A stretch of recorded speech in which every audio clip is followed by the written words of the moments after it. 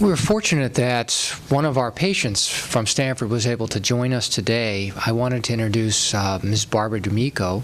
Barbara is a young lady here in the front row that has had an opportunity to suffer through a variety of types of arthritis in her life.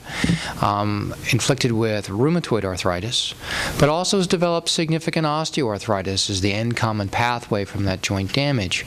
And I'd like to invite her up so she can tell us in her own words about her experience with the disease, the healthcare system, and her own accomplishments. Barbara, please come on up.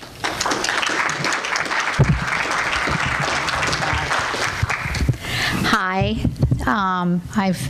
I'm not a speaker, but I want to share my story, and Mark encouraged me to come and participate with this event. So I'd like to tell you, I got RA when I was I think 18, and I had it in one finger, and I didn't really know what it was. I kept going back to the doctor, and the doctor really didn't know what it was. And then finally, he said, let's go get some x-rays and some blood work done and see what it is.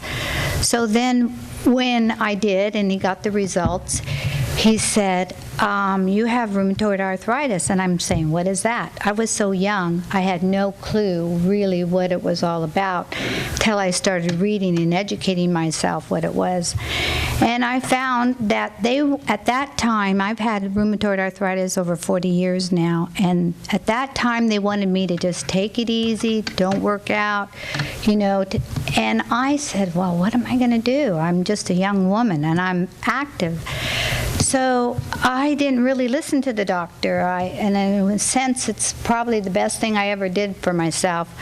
And I work out every day. 6 days I work out, and I do intensive workouts. I do weights, I do aerobics, I do Zumba, I do them all. I enjoy it, and that's part of my part-time job, to just take care of myself, to stay healthy, so I can be a grandma someday and enjoy my daughter. So that's really what I do for my arthritis, and Dr. Mark Genovese takes care of me in a sense with medicine, which I'm on Arincia. And Arincia is probably the best medicine I've ever had, because none of the medicines that they tried on me ever helped me. So the Arincia has been the best, right, Dr. Genovese? For me.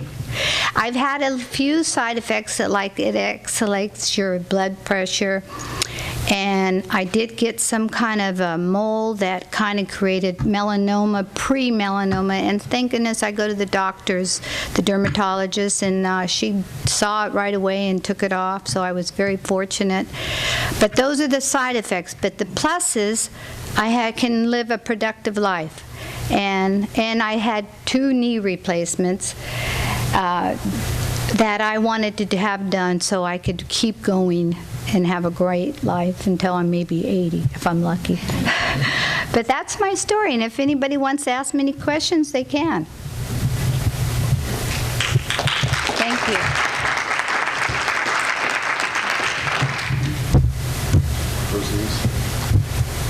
Well, thank you, Barbara, for sharing that story. And let me agree with you that a combination of a focus on wellness through exercise as well as attention to your underlying challenges is really the right way to go. That was very inspiring, and I think a good example for all of us to be aware of.